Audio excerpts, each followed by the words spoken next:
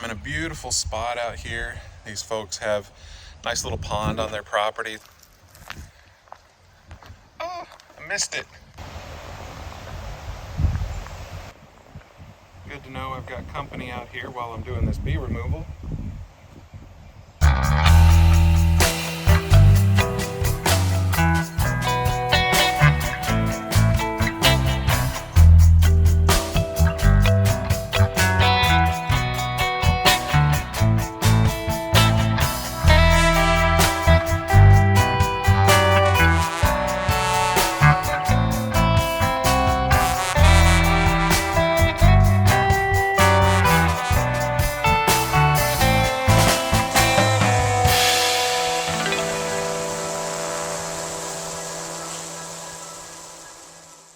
So it's a beautiful day out here in North Texas today. It's the beginning of, actually closer to mid of April. Let me show you what we're dealing with over here. This is a bigger water box than the ones I normally deal with. But you can see here, that is the tiniest little hole for these girls to be trying to come and go out of. I mean, that's maybe the width of about 3 pencils. So you can see only about 2 or 3 bees can fit out at a time.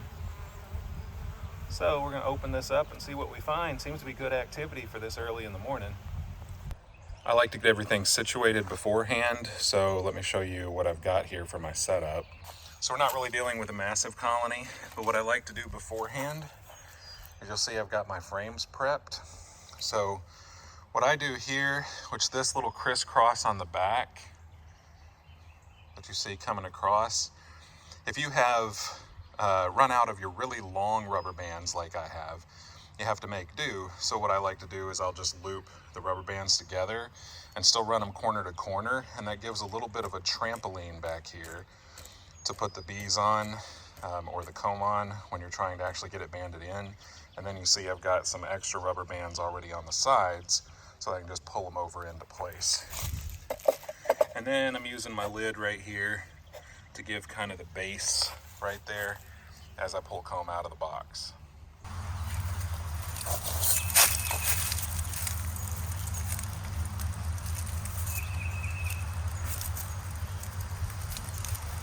If they'll come loose, a lot of times I'll try and get both sides of the box free. But, oh, all right, that's unfortunate. Yeah, they've been here for a while. So you can see here the brood comb right there. But most of the comb is still down inside that box.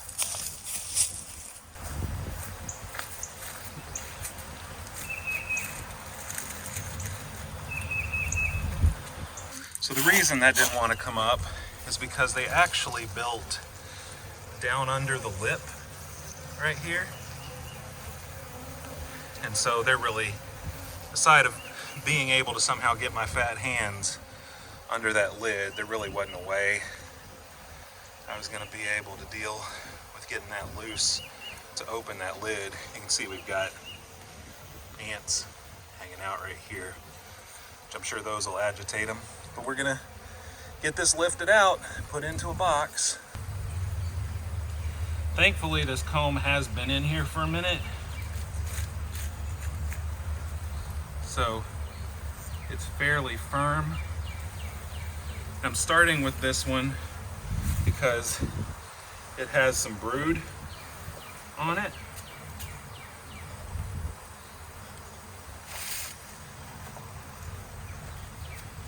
A little bit of room here.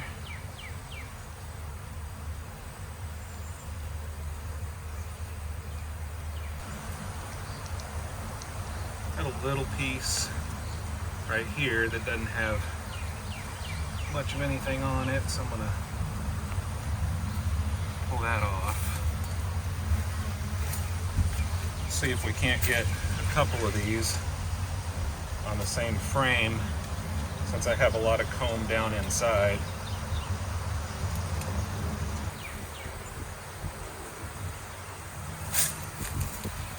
A little bit more brood in here. try and preserve that part of it, but I have to cut off a couple of pieces here.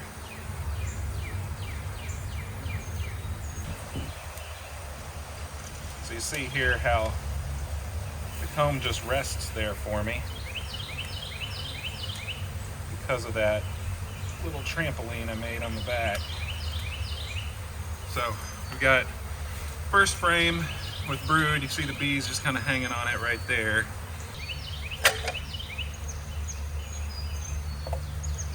Get that in there.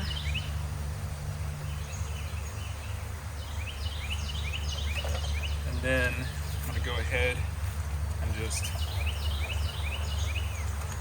let some of these girls get down in that box. I'm going to do that in a minute with these two. These are pretty calm though. They're just kind of landing on that broken comb. So I'm going to leave that alone while we try and make a little room down here.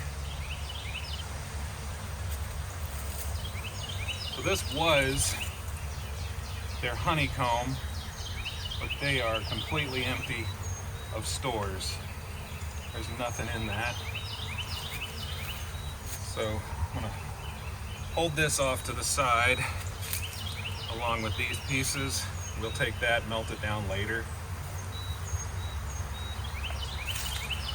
Got another tub in the car that I'll drop that in a minute.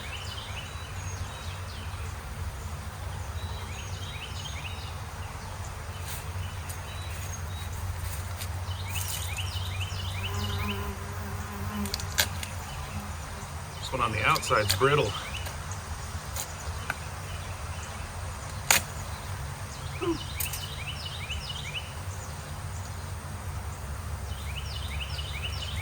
Same thing, this was some drone.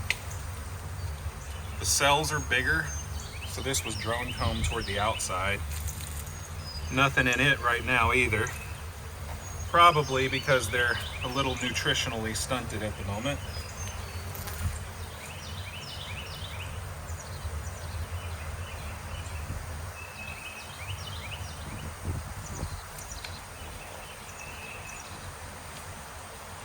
Same thing here, empty.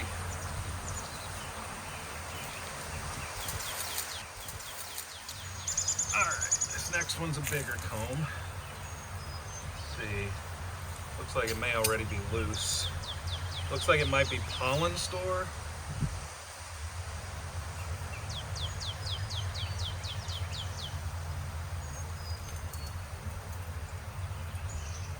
Nope, it's another one with next to nothing on it, no brood either.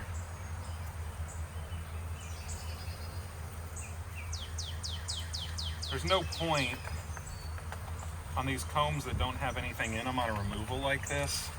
There's no point trying to band this up because they're not going to do anything with it, and we're going to end up giving them foundations to draw anyway.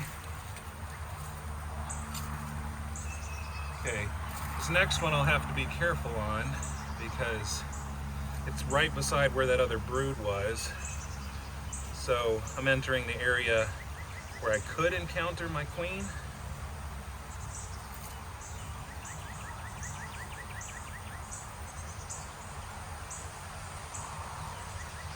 There's quite a few bees on this one. There, we got them here. Yeah, there's brood on that one. So just so I don't squish bees, I like to shake a good few of them off. I've got about 3 more pieces of comb in there, so I just need to make sure I have enough frames for this. But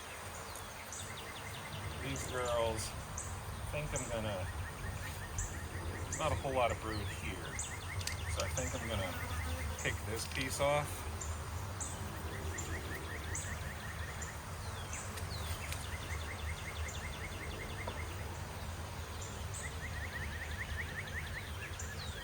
Put that right there. Okay.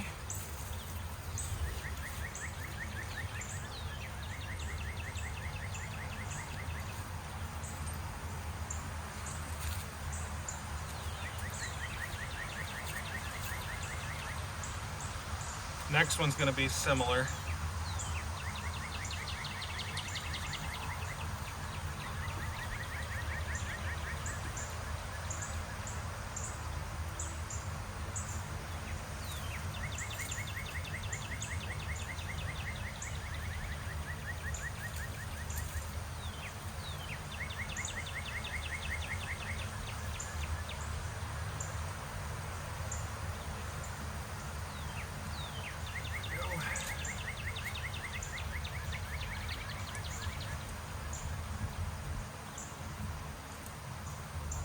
Just spot checking to make sure I don't see my queen on here.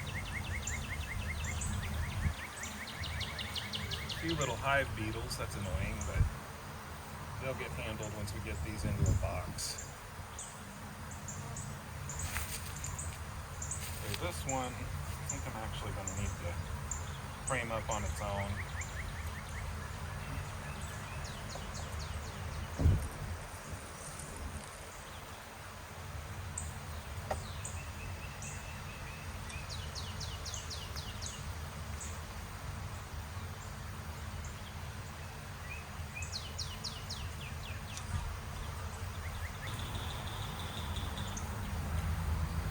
A little bit of brood, not much. I'm not sure if that's because the queen is weak. I don't see any cells in here. It could just be the fact that they are essentially at this point nutritionally starved, because I am seeing absolutely zero stores in here. Okay, so at this point I am going to set this frame right here. There's a little water valve in here that I can prop that against. I'm doing that in hopes that they'll go onto it. Sometimes they do, sometimes they don't. If they don't, I'm going to use it basically and just brush some bees onto it until we get the queen in the box.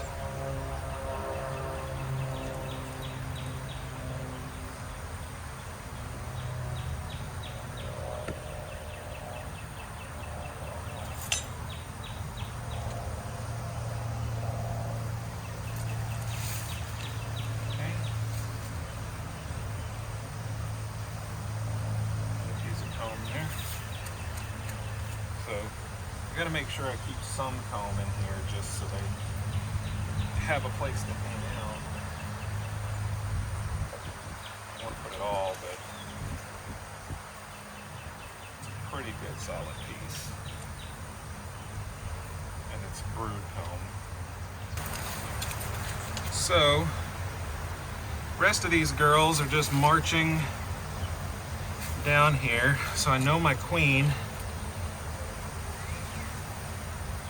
is super likely to be in this corner.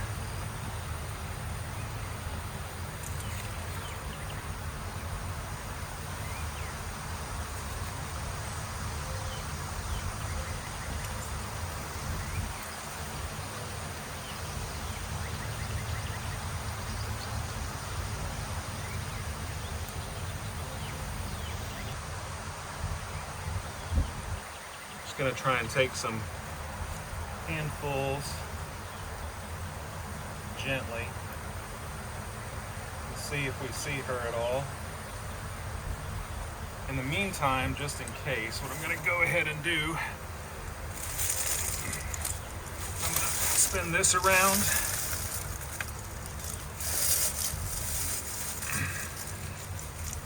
Put it right here. That way, if we do manage to get her, or if they catch the whiff of that brood, they can come up into the box instead of down under this lip.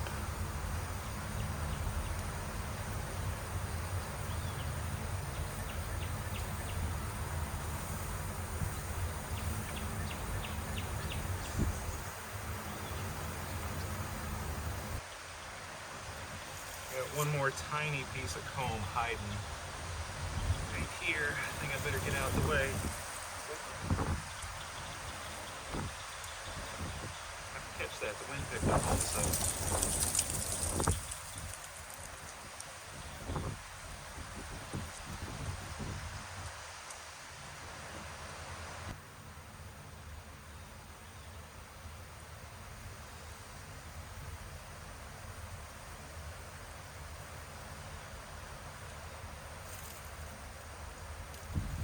Alright, I'm going to give them a minute to cluster up while I scrape this stuff off the box. I'm just going to put these girls up here.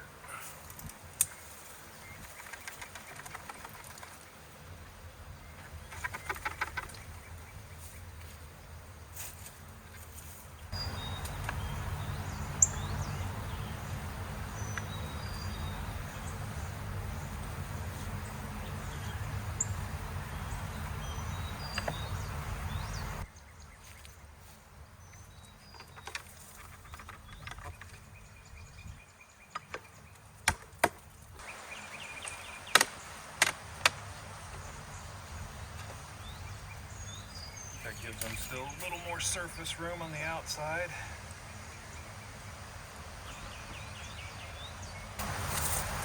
Alright, I'm going to go ahead and put a roof on so that we force them to pay more attention to that hole down there. The breeze is wanting to carry this off on me.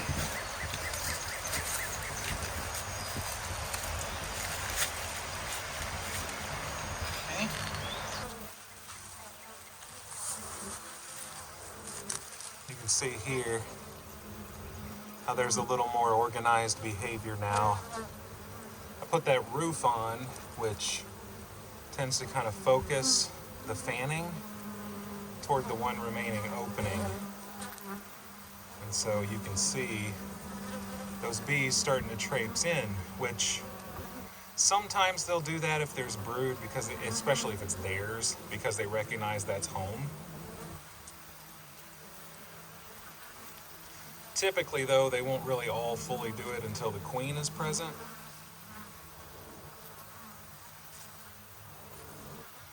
So it's possible she came and marched in a minute ago, but she may also still be just hanging out down there. We'll know in a minute if we see some stragglers not getting the cue.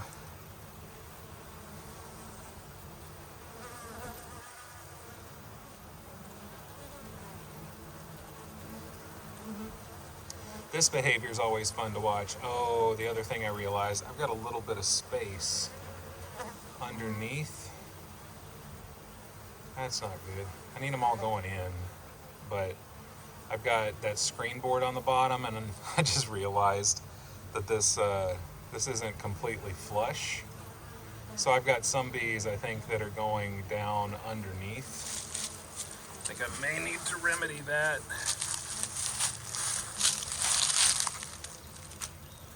By shuffling this back a little bit, do that right there. See if I can make them a little less inclined to climb under the box. I need them going in the box. There we go.